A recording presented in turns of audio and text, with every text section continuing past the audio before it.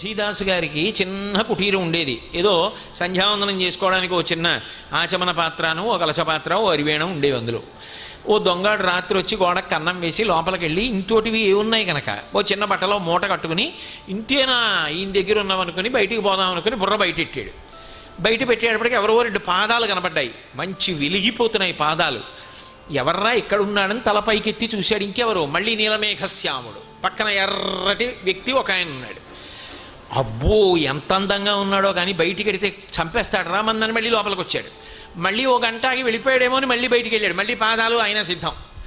తెల్లవారిపోయింది. బయటికి వెడదామంటే బయట ఇద్దరు ఉన్నారు. ఏమీ చేయలేక ఆ దొంగలిద్దరు లోపలికి వచ్చున్నారు. తులసీదాస్ గారు బ్రాహ్మీ ముహూర్తంలో నిద్ర లేచి అనుష్ఠానం చేసుకుందామని పాపం ఏదో లోపలికి వచ్చారు. ఇద్దరు కూర్చుని ఉన్నారు. ఆయన వెంటనే నాయన ఎవరు మీరన్నారు. అయ్యా దొంగలం అండి అన్నారు. ఏమి తీసుకోలేదా? మాకంత బుద్ధి తక్కువ వాళ్ళం ఏం కాదండి, ఉన్నవేమో మూట కట్టేశాం, మరి ఏం వెళ్ళలేదు అన్నారు ఆయన. వెళ్ళకపోవడం ఏమిటి, ఎప్పుడో వెళ్ళిపోయాం. వెళ్ళినప్పుడల్లా బయట ఇద్దరు నించుంటే వాళ్ళు ఏం చేస్తారో అని వెనక్కి వస్తున్నాం. ఎంత అందంగా ఉన్నారో సౌందర్యమూర్తులు, కానీ వచ్చిన గొడవ మమ్మల్ని చూస్తేనే కళ్ళు ఎర్రబడుతున్నాయి. ఇంతోటి ఆచమన పాత్ర మూట కడితే ఇద్దరు అలా నించున్నారు ఏమిటంటే బాబు తెలియకొచ్చాం మీ పర్ణశాలకన్నారు. తులసీదాస్ గారు ఏడ్చారు. ఇంతోటి నా ఆచమన పాత్ర కోసం రాత్రంతా నిద్రమాని రామా నా పర్ణశాల ముందు కాపు కాశావా అని. రక్షోపకారమనిశం జనయం జగత్యాం.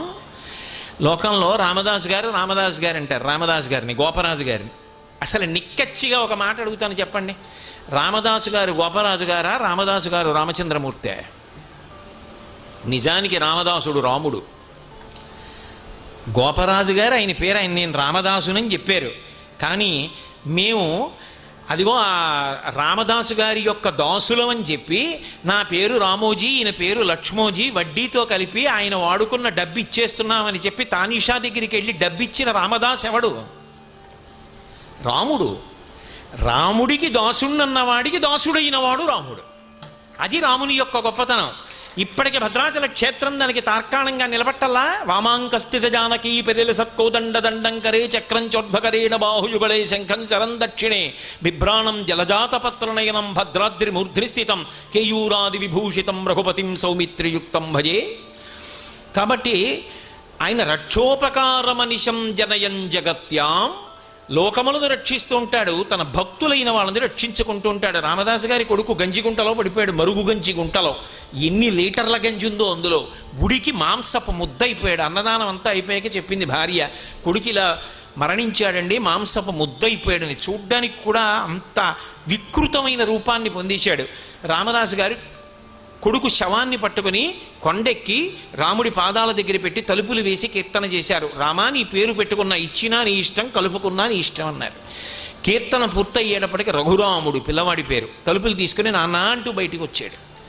కాపాడలా. కాబట్టి భక్తులను కాపాడతాడు, ధర్మవిరుద్ధమైన వాళ్ళని శిక్ష వేస్తాడు. అందుకు గదు చరణాగ్రమున నీ భుజాదర్పమడిచిన దుర్జటి విలులీల త్రుంచివైచే వాలపాశంబున పడి నిన్ను కట్టిన వాలినొక్కమ్మున కొలవేసే అని నిన్ను జరగొన్న అర్జును పురిగొన్న పరశురాముని ఆది భంగపరచే కడిమి అయ్యొక్కట కరదూషణాదుల 14,000 బారి సమరే అమ్మహాధనుద్ధరునకిగ్గాచరించి హరిహర బ్రహ్మచక్రాదులైన అతని భయత నిర్ఘాత సంఘాత పాత శాత బాణ ఘాత హతులుగాక బ్రతుకగలరే. ఆయన తలుచుకున్నాడా? 1000 చేతుల కార్తవీర్యార్జునుడు ఒకప్పుడు నర్మదా నది కింది భాగంలో భార్యలతో ఆడుకుంటున్నాడు. ఎవరో భార్యలు అడిగారు ఈ ప్రవాహం ఆపగలవా అన్నారు. 1000 చేతులతో ఆనకట్ట కట్టినట్టు ఆపేశాడు. ప్రవాహం వెనక్కి పెరిగిపోయింది. ఆ ఒడ్డున ఎక్కడో సైకత లింగాన్ని పెట్టి రావణాసురుడు పూజ చేస్తున్నాడు. ఒడ్డుకొచ్చేసినటువంటి జలాలు లింగాన్ని కరిగించాయి. రావణుడికి కోపం వచ్చి కిందకొచ్చి కార్తవీర్యార్జునుడితో యుద్ధం చేశాడు. 10 తలల పురుగా అని బంధించి తీసుకెళ్లి కారాగారంలో బావేశాడు. విశ్రవసో బ్రహ్మ వెళ్ళి విడిపించాడు. అంత గొప్ప కార్తవీర్యార్జునుడి 1000 చేతులు తన పరశువుతో నరికేసినవాడు పరశురాముడు. ఆ పరశురాముని యొక్క వైష్ణవ చాపాన్ని అందుకున్నవాడు రామచంద్రమూర్తి. ఎంతటి పౌరుష పరాక్రమములున్నవాడు! లోకంలో ఆయన లాంటి మహావీరుడు ఎక్కడుంటాడు? రాముడు బాణం ఎప్పుడు తీస్తాడో, వింటినారిలో ఎప్పుడు తొడుగుతాడో, ఎప్పుడు ఆకర్ణాంతం లాగుతాడో, ఎప్పుడు వదులుతాడో ఎవరికీ కనపడదు. ఎదురుగుండా ఉన్నవాళ్ళు పడిపోవడాన్ని బట్టి అర్థమవుతుంది. 14,000 మందిని 1:47 నిమిషాల్లో పడగొట్టాడు. సామాన్యులు కాదు వాళ్ళందరూ, కరదూషణాది మహావీరులు. అందుకు గోపరాజు గారు బండన భీముడు అత్తజన బాంధవుడు జ్వల బాణతూణ కోదండ కళాప్రచండ భుజతాండవ కీర్తికి రామమూర్తికి రెడ్డవసాటి దైవమిక లీడనుచున్ గడకట్టి భేరి కాడండ డడాండ డాండ నిర్దంబుల జండము నిండ మత్త విదండము నెక్కి చాటతను దాశరథీ కరుణాపయోనిధి అంటాడు. యుద్ధం వచ్చింది, ఆయన భుజములు రుద్రతాండవం చేస్తాయి.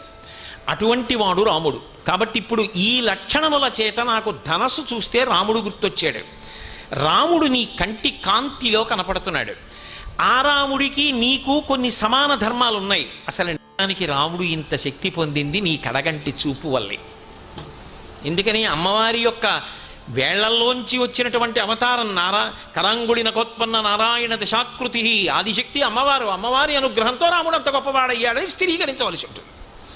కాబట్టి నీ కంటి చూపు, ఆ కంటి చివరి నుంచి వస్తున్నటువంటి చూపు కాంతిలో నాకు రామచంద్ర ప్రభువు దర్శనమైంది. సమాన ధర్మం. రాముడు లోకాన్ని రక్షిస్తాడు, వ్యక్తులను రక్షిస్తాడు. నువ్వు లోకములను రక్షిస్తావు, వ్యక్తులను రక్షిస్తావు. రాముడు ఆపదలు గట్టెక్కిస్తాడు, నువ్వు ఆపదలు గట్టెక్కిస్తావు. రాముడు విదేహ భవానురాగ, విదేహ వంశంలో జన్మించిన సీతమ్మ యందు అనురాగము కలిగిన వాడు. నువ్వు ఇక్కడికి వచ్చేటప్పటికి శ్లోకం తమాషాగా చీలి ఇప్పుడు అమ్మవారి స్థితిలోకి మారిపోతుంది.